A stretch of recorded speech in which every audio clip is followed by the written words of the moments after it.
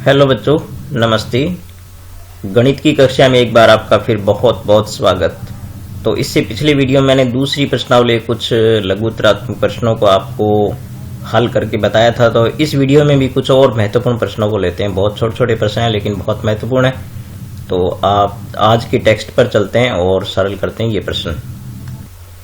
तो यहाँ प्रश्न पहला देखते हैं बच्चों की, यदि द्विघात बहुपद ax square plus bx plus c, जहां पर c 0 नहीं है, कि शून्यक समान हो तो यहां पर आप याद रखना है बच्चों, जब भी किसी बहुपद के शून्यक समान होते हैं तो यहां पर जो c जो होता है ये और a जो होता है इनके चिन्ह दोनों के समान होते हैं। तो आपको ये याद रखना है, इसका बहुत अच्छा सवाल है ये।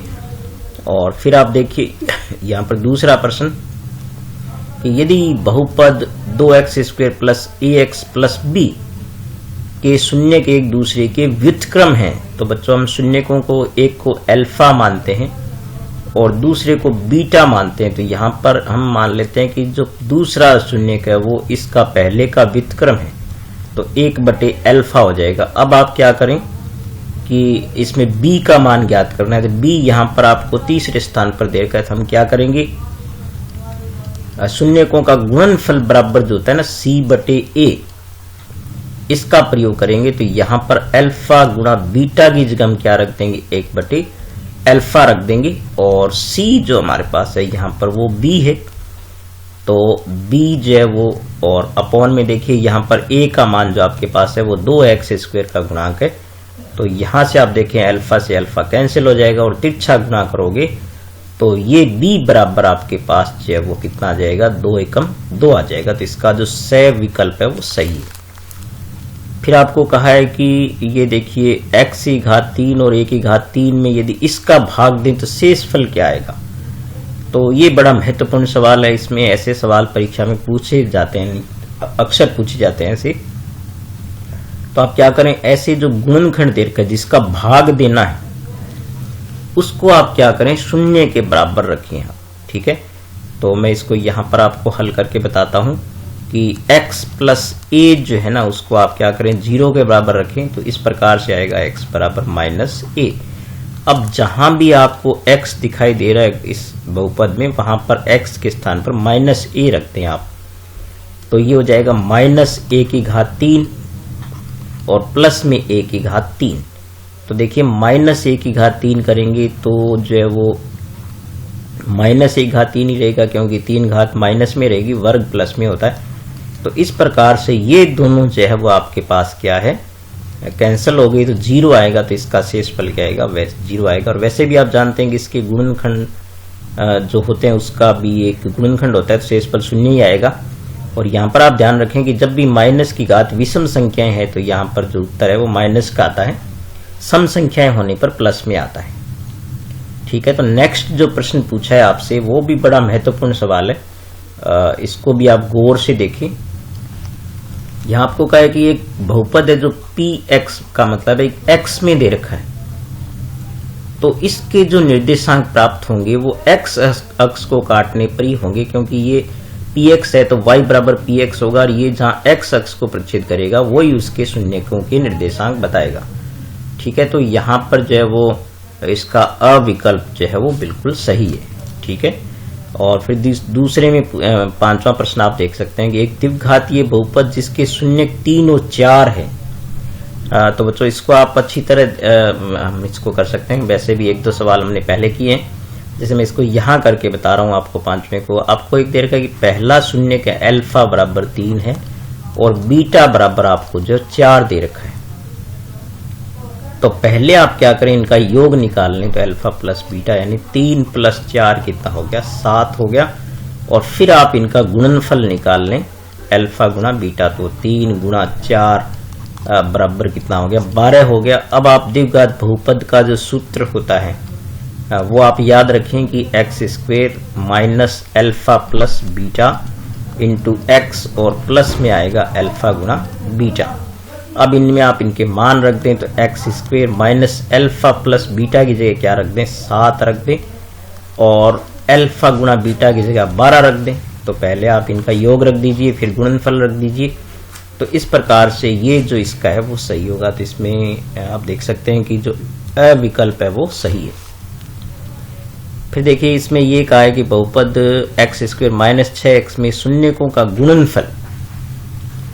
तो बच्चों शून्यकों का गुणनफल ज्ञात करने के लिए या योग ज्ञात करने के लिए पहले आप क्या करें, इनमें a b c के मान आप लेना सीखें आप अच्छी तरह। तो आप जानते हैं कि x स्क्वायर का गुणांक जो होता है वो a होता है, तो यहाँ गुणा में कुछ नहीं है तो 1 होगा। और b आपके पास जो है वो कितना है, x का गुणांक -6 है ना यहाँ पर, और c जो है ना वो यहाँ पर है ही नहीं अचर पर, तो 0 हो गया।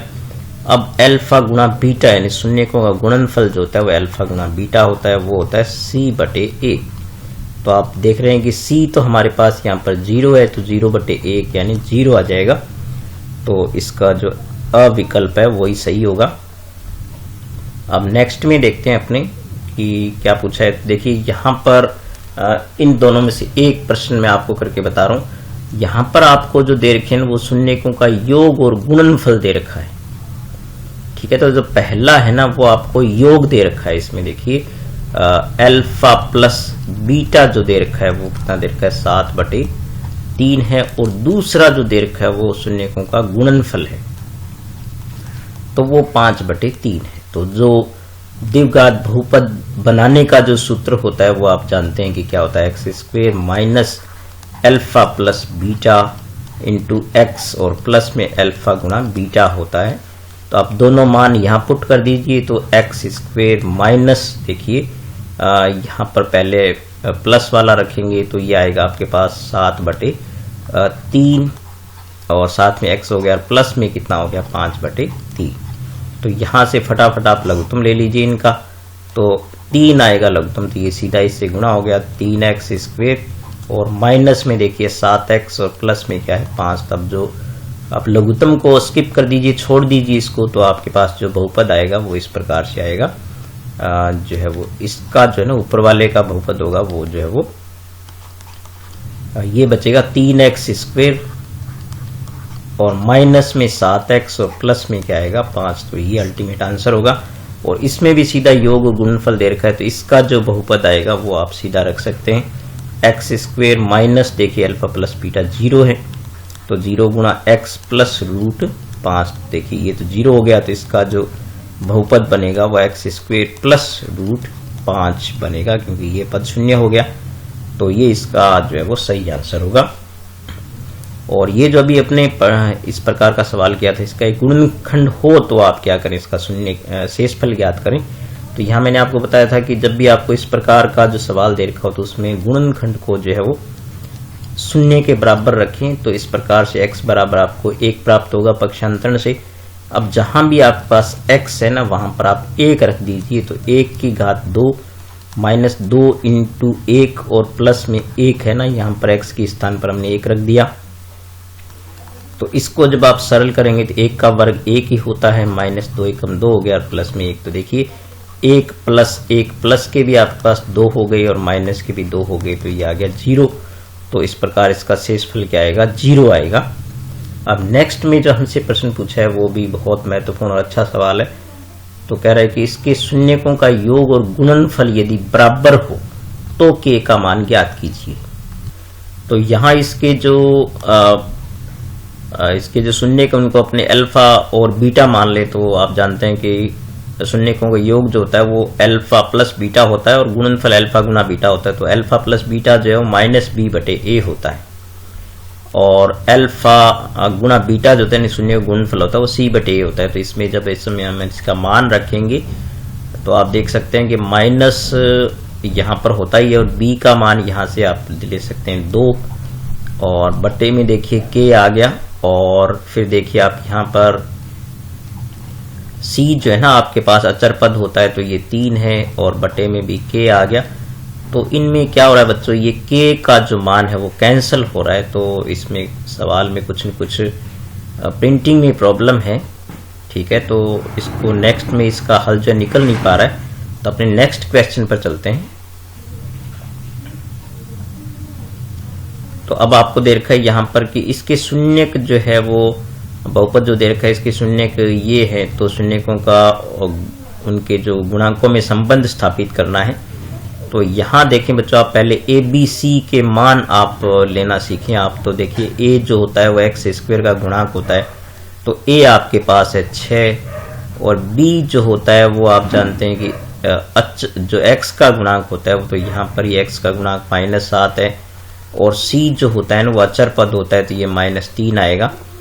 अब जब सत्यापन करते हैं तो आपको पता है कि अल्फा प्लस बीटा जो यानी शून्यकों का गुणनफल होता है वो होता है -b/a। तो आप इसमें आपको जो शून्यक दे रखे हैं ना वो दे रखे हैं 3/2 और -1/2। तो यहाँ पर हम रख देते हैं 3/2, और ये प्लस जो माइनस हो जाए क्योंकि ये माइनस में है, तो 1/3, और बराबर में देखिए माइनस पहले फॉर्मूले में होता है और एक माइनस यहाँ भी है, तो ये -7 और a का मान जो आपके पास यहाँ पर 6 है। अब आप क्या करें, इसको लघुत्तम लेकर के सरल करेंगे। तो मैं इसका लघुत्तम लेता हूँ पहले इसका, तो इसका लघुत्तम कितना आ रहा है 2 3 6 आ रहा है। अब देखिए इसको आप तिरछा गुना कर दिया करें, 3 3 9, और माइनस में जो है 2 एकम 2, और बराबर में देखिए आपके पास ये माइनस से माइनस गुना करेंगे तो क्या आ गया 7/6 प्लस क्या आ गया। तो यहाँ पर भी आप देखें कि 9 में 2 जाएंगे तो क्या आ गया 7/6, और यहाँ से बराबर में भी कितना आ रहा है 7/6 आ रहा है। तो इस प्रकार से ये संबंध जो है वो सत्यापित है, जांच करेंगे तो ये सही है। और फिर आप देख सकते हैं कि जो शून्यकों का गुणनफल होता है वो जो है वो c/a के बराबर होता है। तो आप देख सकते हैं कि 3/2 इंटू -1/3 बराबर होना चाहिए c/a के। c आपके पास क्या है -3 है, और a आपके पास 6 है। तो यहाँ पर आप देखिए 3 से 3 इसको कैंसिल कर दीजिए, तो यहाँ भी -1/2 आ गया, और यहाँ से भी आप 3 दूनी 6 करेंगे तो -1/2 आ गया। तो यहाँ पर भी सत्यापित है, बराबर आ रहा है ना, और यहाँ पर भी सत्यापित है। फिर क्या, यदि किसी बहुपद के शून्य का योग और गुणनफल क्रमशः ये हो तो बहुपद क्या होगा। तो बच्चों ये बहुपद का सूत्र हम जो बार बार लिख चुके हैं, तो इसमें आप जो ये x² minus alpha plus beta into x, और प्लस में क्या होता है अल्फा गुना बीटा होता है। तो इसमें आप रख दीजिए x² minus alpha plus beta, जो आपको योग दे रखा है वो q है, और इंटू में x हो जाएगा, प्लस में देखिए गुणनफल है वो 1/q है। अब आप इसका लघुत्तम ले लीजिए, तो q लघुत्तम आएगा। तो आप देख सकते हैं कि ये हो गया qx², यहाँ ये q से q गुना हो जाएगा तो qx² q² हो जाएगा, और प्लस में देखिए q से q कैंसिल 1 आ गया। तो आप लघुत्तम का आप स्किप कर दिया करें, तो जो आपके पास बहुपद बनेगा वो बनेगा qx², ठीक है, और -q²x और प्लस में 1, ठीक है। तो इस प्रकार से ये बहुपद बनेगा। तो यहां देखिए बच्चों, ये जो सवाल है कि द्विघात के मूलों का योग बहुपद ये है, तो इनके मूलों का योग आपको ज्ञात करना है। तो बहुपद आपको दे रखा है ये, तो आप जानते हैं कि a होता है जो x² गुणांक होता है, b जो होता है वो x का गुणांक और c होता है। तो शून्यकों का योग आप जानते हैं कि अल्फा प्लस बीटा बराबर होता है, वो होता है -b/a। तो यहाँ पर माइनस ये फॉर्मूले में है, और यहाँ पर भी आप देखें कि b का मान -3 दे रखा है, और बटे में देखिए a जो आपके पास 7 है, तो यह आ जाएगा 3/7। तो इसका जो b पार्ट आपको सही दे रखा है ना, ये वाला इसका सही, ठीक है। इसको सरल करके भी मैंने आपको बता दिया। फिर यदि द्विघात बहुपद के मूलों का योग और गुणनफल क्रमशः ये हो तो द्विघात बहुपद क्या होगा। तो फटाफट इसमें मान रख दीजिए x² माइनस 1/3 और x, और फिर माइनस में 1/3 हो जाए, क्योंकि ये जो सूत्र है वो कई बार मैं लिख चुका हूँ, इसी वीडियो में मैं लिख चुका हूँ। तो फटाफट इसका लघुत्तम ले लिया करें, 3 आ गया, तो 3x² माइनस x और -1, तो इसका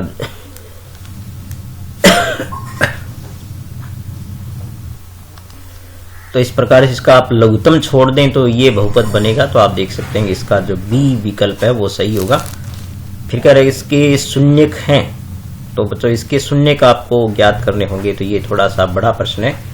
तो इसके शून्य ज्ञात करने वाले प्रश्नों को जब अपने कभी बड़े वीडियो में करेंगे तो इसमें आप इसकी गुणनखंड विधि से शून्य ज्ञात कर सकते हैं। वैसे आप आराम से ज्ञात कर सकते हैं। नेक्स्ट को देखते हैं कि इसके शून्य, तो यहाँ भी शून्य की पूछे हैं इसके, तो इनमें से इसके भी शून्य की पूछे हैं 5 में। तो मैं आपको एक जो प्रश्न इनमें से करके बता देता हूँ। इसमें भी शून्य की पूछे हैं, फिर इसमें शून्यकों का योग पूछा है। तो इनमें से एक प्रश्न अपने जैसे ये प्रश्न लेकर के देखते हैं।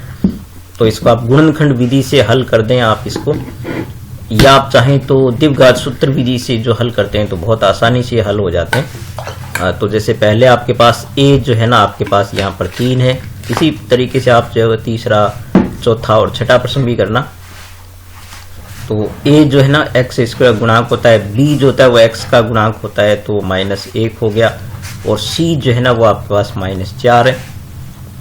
फिर आप सीधा ये सूत्र लगा दिया करें, -b और प्लस माइनस √b² -4ac। इसमें फटाफट मान रख दें तो आपको गुणनखंड नहीं करने पड़ेंगे। तो ये आप देखें यहाँ पर -b, तो माइनस, और देखिए b का मान -1 रखते हैं आप यहाँ पर, प्लस माइनस √, थोड़ा सरल करना पड़ेगा इसको आपको, -1 का वर्ग करेंगे, -4 इंटू देखिए a कितना है आपके पास 3 है, और c भी आपके पास कितना है -4 है, अपॉन में 2a कर दें आप, तो 2a करेंगे तो 2 गुना 3 हो जाएगा। अब आप देखें इसमें कि माइनस, देखो माइनस को माइनस से गुणा किया, प्लस हो गया और +1 हो गया, और देखिए प्लस माइनस फिर इसको जब हम सरल करेंगे तो देखिए ये 1 का वर्ग -1 का वर्ग +1 होगा, और ये देखिए आपके पास 4 × 12 चौके 48, प्लस के और 1 हो जाएगा तो 49 हो गए, प्लस के और प्लस बटे में आपके पास कितना है 6 है। तो इस प्रकार से आप देखिए कि 49 का वर्गमूल आपके पास 7 निकलता है, तो ये आएगा आपके पास 1 ± 7 बटे 6। देखिए कितनी आसानी से ज्ञात कर सकते हैं। एक बार आप क्या करो, 1 + 7 बटे 6 कर लो, और एक बार कर लो 1 - 7 बटे 6।